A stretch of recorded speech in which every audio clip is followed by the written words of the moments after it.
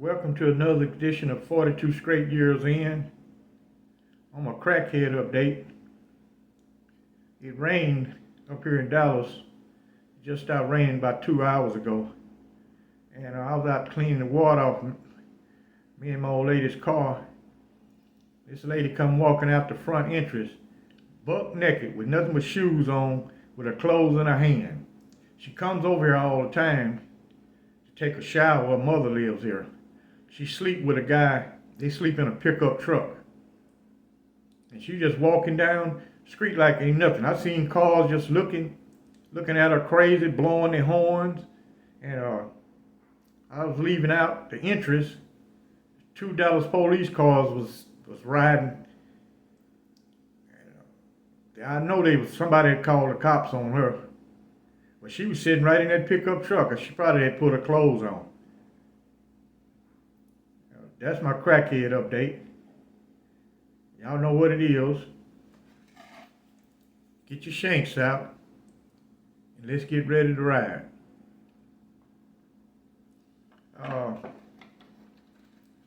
I was released to Austin, and I was living at this, it's not a 3-quarter house, but this guy housed ex-offenders. You got to been to prison to live at this house. He owned 3 homes, about 5 guys to a house. Paid $550 a month to have a room with a roommate. Some of the rooms got 2 in it. I was miserable there. So one evening, it was my Friday. I had just got paid. And I was on the bus. I had a long ass bus trip. I worked way the hell out in North Austin. So I got a long bus ride to South Austin. I lived in a neighborhood called Dove Springs. And the bus is crowded in the evening time. Buses are crowded in Austin. I mean packed. Dallas not like that. Be standing room only. And me and this pretty Hispanic lady, she needed a seat. At first, I was sitting on the seat alone. They wouldn't sit beside me, so I didn't worry about it. I said, hell, I can ride all the way. Because I had to chain buses downtown to get on the 7 to go to Dove Springs. Anyway, I gave her a seat. And she's pretty as hell. She said she was 34 years old. And me and her just started talking. That's my messenger going off on my other phone. I already know who it is. Well, anyway, she said she live in Dove Springs. So we got off downtown. We got off the 1 and got on the 7. That's the Dove Springs bus. And she asked me, hey, come go to my house. Now I'm thinking, I say, man, at this place I live at, we got to go to 3 meetings a week. They mandatory. If you're not at work, you got to attend that meeting. And they got a host of other rules there. I was thinking, I said, well, she told me she's on Section 8. And she didn't tell me who all live at her house. So I say, hell with it. I stayed on the bus. I didn't get off at my stop and rode on and got off at her stop. So we walked up to her house. She told me, man, I got a car, but I done had so many tickets because I ain't got driver's license. I ain't got insurance. I said, well, I got driver's license. She said, that'd be good. You can take the car to work. My brain cells is in overdrive. I'm saying, man, I can take her car, go back over to where I'm living at. I ain't got to pay this dude that $550 and get the hell up out of there. So me and her go to her house. We sit around and talk. And we did the food. And about 12 o'clock, she said, 12 o'clock midnight, she said she was going to sleep. So I wasn't sleeping, man. I was thinking, and I said, man, I'm going to finally get a break. And there was a room there that was locked. After she got up and went to the bedroom, I went and checked the door. It's locked. I said, well, this is her house. I don't know what the hell is, maybe she got important stuff in there, So before she went to sleep, she told me, "Oh, I got a 16-year-old daughter. She probably out whoring. She'll be in at any time. She might not come home." I said, "Damn, she ain't tell me she had no kid." And lo and behold, I'm still sitting there playing with my phone, and somebody knock on the door. I look out, see a young, pretty girl standing there. So I open the door. She come in and say, "You my mom's new boo?" Right then, red flags going off my head. Damn, how many more she done had? And she say, "Just think, living here, you had the best of both worlds. You got me and my mom." I say, "Oh, hell no." So she sit there talking, smoking her blunt. I'm saying, man, she ain't got no control over this 16-year-old girl, man. Ain't no way she's supposed to be out at no 2 o'clock in the morning. Got to go to school and all that shit. But anyway, I asked her, I said, "What's in that room right there?" She showed me, she got up and went and got the key. She said, "I don't know why she got the door locked." And when she opened the door, I looked in there, man, it was a guy laying there, man. He's a waterhead baby. I mean, got a big ass head. Small body and a big ass head. Looked like a straight up Martian. I'm talking about, man, I've seen a lot of crazy shit in my life. I looked at that, I said, "Damn, man." You know, she said, "Yeah, this is my oldest brother right here. He's 20 years old." So I'm calculating. I said, "Well, she had this boy when she was 16. And she closed the door. She said, "Yeah, she paid to take care of him. We get money every month for our brother." I said, "Yeah." We sit there talk. So I said, "Well, I got to get some sleep. I had just got off of work when I met your mom, so I didn't go in that bedroom. I crashed right out on the sofa." Next morning, I got up. I got up by 8 o'clock. I was intending to get up early as hell when the first buses started running, because that part of Dove Springs I was in, I really didn't know where the hell I was at. But I know there's bus stops. I remember we passed a lot of bus stops, so I can get on a bus stop and go back to my bus stop and go home.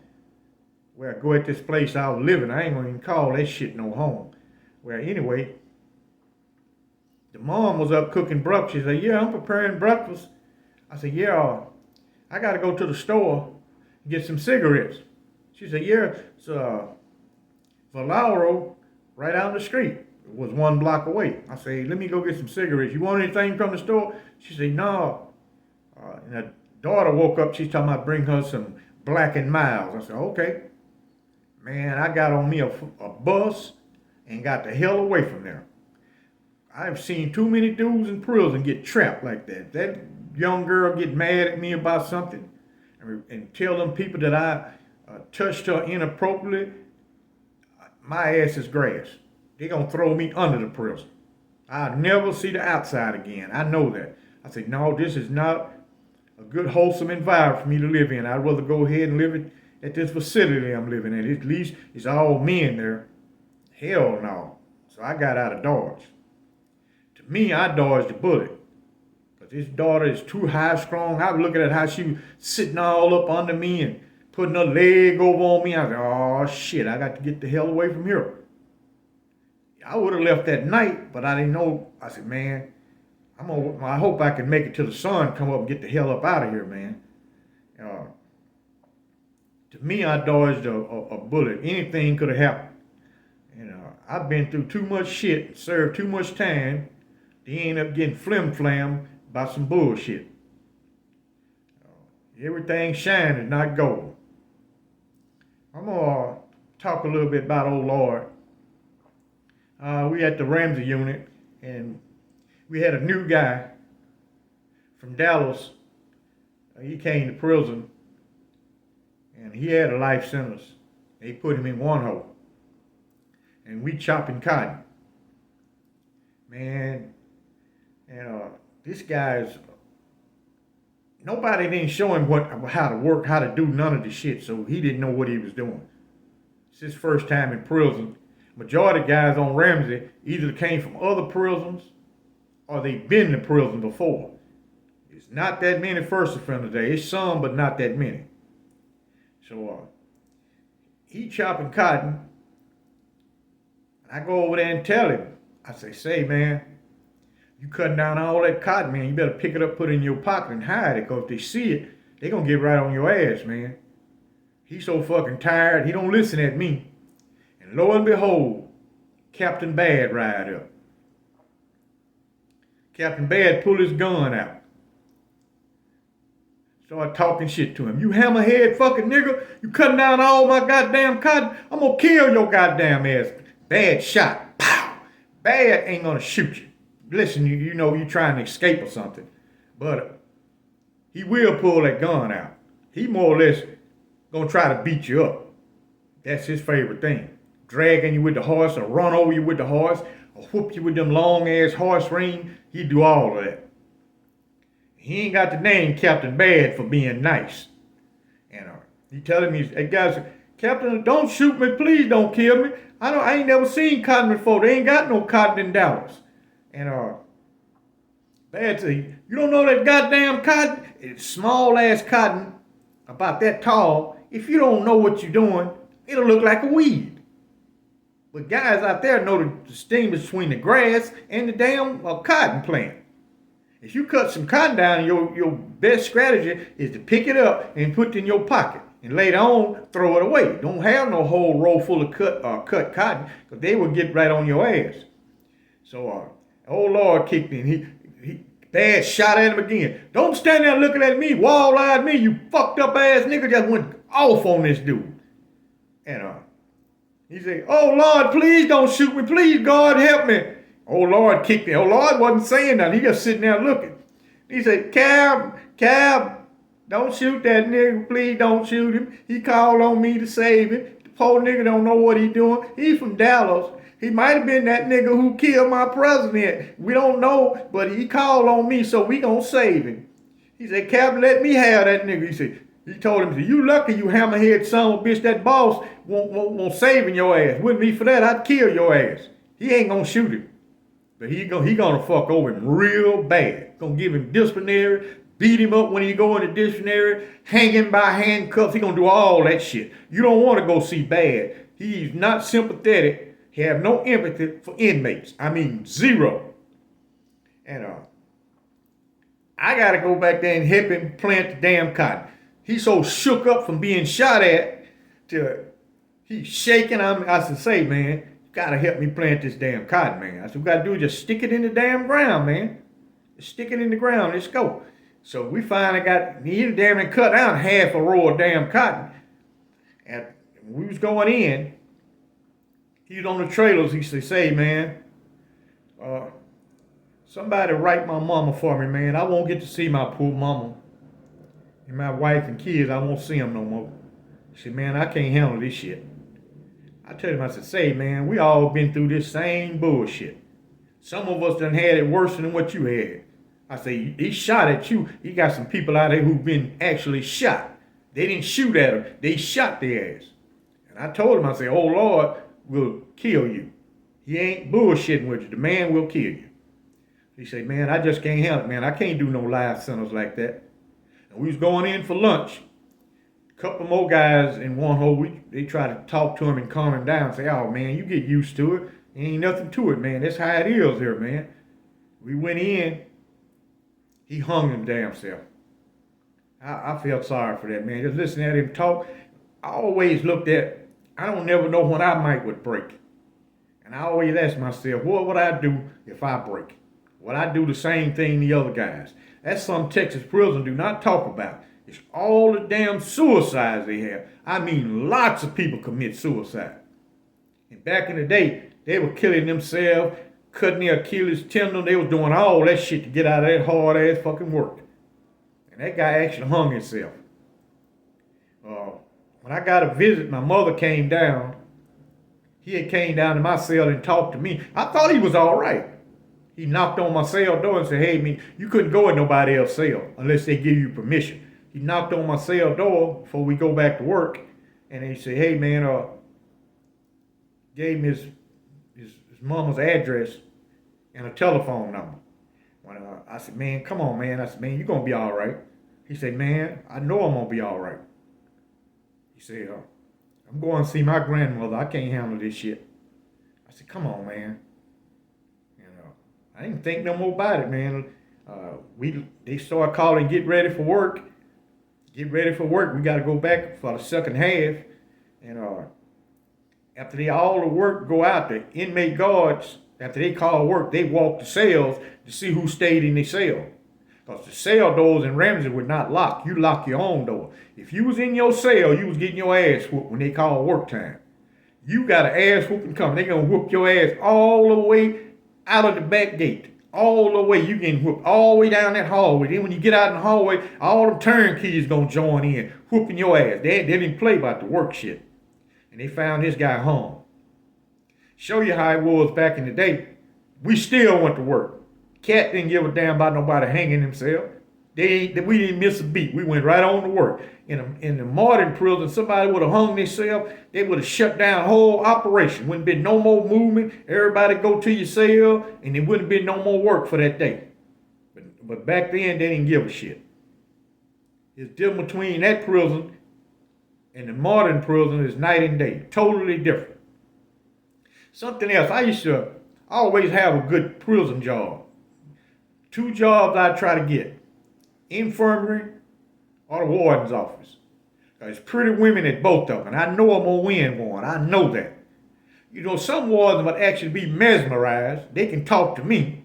And I know the same shit they know. No shit that an inmate is not supposed to know. I learned that from Cat.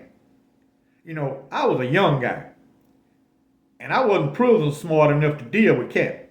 So I never start no conversation with Cat. Never. Only time I talk to Cat is he say something to me. And sometimes he'd ask me, he always offer me a beer. You don't want one of these cold beers? I don't know, Cat, I don't drink. Him and Barry be sitting there drinking a beer, smoking a cigarette. I don't drink. He thought I was the fucked uppest person he ever seen. Don't drink a beer. I ain't never asked him for nothing. And I've talked about in previous videos, Mr. Favre. He served 52 years and he was exonerated. When they first gave me that job, I went and talked to him. And he explained to me how to deal with Cat. He said, you not prison smart. So don't go in there trying to make suggestions to this man. Don't say a damn thing. Don't accept nothing from him. And don't ask him for nothing. He said, all the little shit you want to do, all you got to do is wait till he go home and you can do it. You want to move to another cell, hell, you work in the cat room. All you got to do is move yourself. You don't need to talk to Cat about shit. Now, I used to watch some of the veteran convicts. They know how to deal with him. Cat shake hands with him. You never seen no damn warden shake hands with an inmate. He would. If you wanted a hardcore dude, he did not respect so-called molly inmate motherfuckers. He did not respect them. He didn't. All the guys I saw could get something from him was the habitual fuck-ups. That's who he liked. Also, I've said in another video, he was a psychiatrist before he became a warden. So I used to wonder why you interview him, be talking to him, he have a pen and a paper. He be drawing circles all the while you talking. When something go fucked up, he break the circle. That means you done said the wrong damn thing or answered the question wrong. He play a hell of a mind game with you. But I learned a lot from him. At least I learned the internal workings of a prison. What happened when they escaped. What all a warden can do. Shit that he can't do. I learned all that working in his office. Because a lot of time he talking on the phone to the director. I'm sitting right there listening to every damn thing he say. He didn't tell me to leave the office. He ain't never told me to leave the office. When I got that job, he told me, I'm giving you this job because I trust you. If you go discuss my fucking business, bad things gonna happen to you. And Mr. Forbes told me, say, Cat gonna test you. He gonna send a couple inmates at you and ask you about shit going on in the office just to see if you would tell him. And he came talk to me, hey man, you working in there with Cat. I'd say, no man, I just got a job, man. I don't know. I said, man, I would tell him, hey, I ain't been locked up long enough, man. I don't know what the hell going on in that office, man. I just type. That's all I do is type shit he tell me to type. And that's it. He gonna shit test you. And you better pass the test. All that gossiping, was going to get your head knocked smooth off. They're going to call you in that office, probably going to have bear to kill your ass. He gave you that type of job, mean he trusts you. Y'all follow me over on Patreon. Like and subscribe. Keep your shanks ready. Crackheads is broke. They all around this motherfucker. I just seen them. I just left 7-Eleven. They out in droves. I just left on Ross Avenue. They out in droves. Watch your back. Keep your head above water. We may have to ride at a moment's notice. Like and subscribe. And I thank you for watching.